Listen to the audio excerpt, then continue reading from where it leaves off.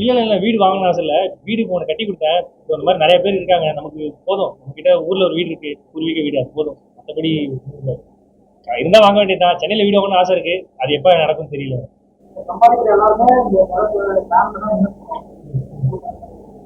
இல்ல அப்படி இன்ட்ரெஸ்ட் இல்லை, ஆனா அத்தியாவசியமா ஒரு வீடு வேணும்னு ஆசை இருக்கு சென்னையில. ஆனா இப்போ வாங்கலாம் அவசியம் இல்லை, பொறுமையா வாங்கிக்கலாம். அவங்க வந்து அவங்க பையன் ஏதோ போலீஸ் ட்ரைனிங்காக ஏதோ காசு வாங்கிட்டாங்களாம். ஏதோ 1,00,000 கிட்ட கடன் வாங்கினாங்களாம். அதை கட்ட முடியலன்னு சொல்லிட்டு அவங்க வீட்டு வாசல் எல்லாருமே நிற்கிறாங்க, ஏதாவது பண்ணுங்கன்னு கேட்டாங்க. ஸோ அதான் பேசியிருக்கு. ஏன்னா அவங்களுக்கு இந்த அமௌண்ட்டாக கொடுத்ததை தாண்டி ஏதாவது அவங்க ரெகுலராக நான் ஒரு வாட்டி காசு கொடுத்துட்டு போயிடலாம். ஆனால் ஒவ்வொரு வாட்டியும் அதை ஒரு ஃபார் எக்ஸாம்பிள் வந்து ஏதோ ஒரு விஷயத்தினால அவங்களுக்கு காசு வர மாதிரி ஒரு கடை வச்சு தரதோ சம்திங் அந்த மாதிரி தான் யோசிச்சுட்டு இருக்கேன். அது கண்டிப்பாக நான் பண்ணிட்டு நான் சொல்கிறேன் உங்களுக்கு. கண்டிப்பாக சப்போர்ட்னா ஏன்னா நம்ம மாற்றம் தனியாக பண்ணுறோம், நம்மளும் தனியாக பண்ணுறோம். யாரும் சொன்னால் நமக்கு சப்போர்ட் பண்ணாங்க.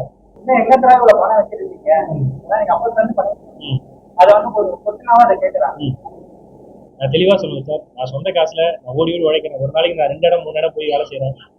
ஃபார் எக்ஸாம்பிள் வந்து ஒரு ஒரு ஒரு ஈவெண்ட்டோட எனக்கு போதும் அப்படின்னா நான் வீட்டில் உட்காந்துருவேன் சார். ஆனால் இப்போ எனக்கு அது பத்த மாட்டேங்குது சார். ஏன்னா வந்து என்னை கேட்டு நிறைய பேர் வராங்க. கேட்டு வரவங்களுக்கு என்னன்னா என்னால் இல்லைன்னு சொல்ல முடியல சார். ஓப்பனாக சொல்கிறேன், இல்லைன்னு சொல்ல முடியல. சப்போஸ் நான் இதே பழைய முன்னாடி தான் வந்து எப்போயாவது ஒரு ஈவெண்ட் போனால் போதுன்னு இருப்பேன். அப்போ ரொம்ப காசு கம்மியாக கிடைக்கும், ரொம்ப போராடுவேன். இப்போ என்னன்னா எனக்கு எல்லாத்தையும் வேலையில் இழுத்து போட்டு செய்யணும். ஏன்னா நம்மகிட்ட அவ்வளோ பேர் கேட்டு வராங்க.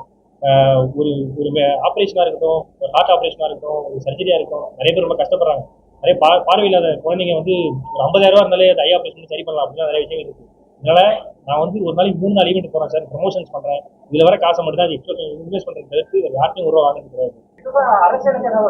நல்ல செயல் மட்டும் தான் சார். நமக்கு அரசியல் எனக்கு தெரியாது சார். கடவுள் அனுப்பி வச்ச உருவமா கூட உங்களை நினைக்கிறேன். பட் ஆஃப்டர் மேரேஜ் அப்புறமா உங்களுடைய பயணம் வந்து நல்லா வருங்க இதை சொல்லி பொண்ணு கொடுக்காம சார் அப்படிலாம் இல்லை சார். பண்ணுவோம் சார், இது கடைசி வரையும் பண்ணுவோம் சார். அவ்வளோதான் சார். கண்டிப்பா நீங்க சொன்னது கரெக்ட் தான். இருக்கிறது கொஞ்சோண்டு மூச்சு, அது வரைக்கும் நீயா நானுங்கிற மேட்ச் ஜாலியாக இருந்துட்டு போயிடலாம் சார். சார் அரசியல் எனக்கு அறிவு இல்லை சார். அவ்வளோ பெரிய ஆள் இல்லை சார். நான் சாதாரண பையன் சார். எனக்கு தெரியாது சார், அதெல்லாம் அரசியல் தெரியாது சார். ஆமாம் சார்.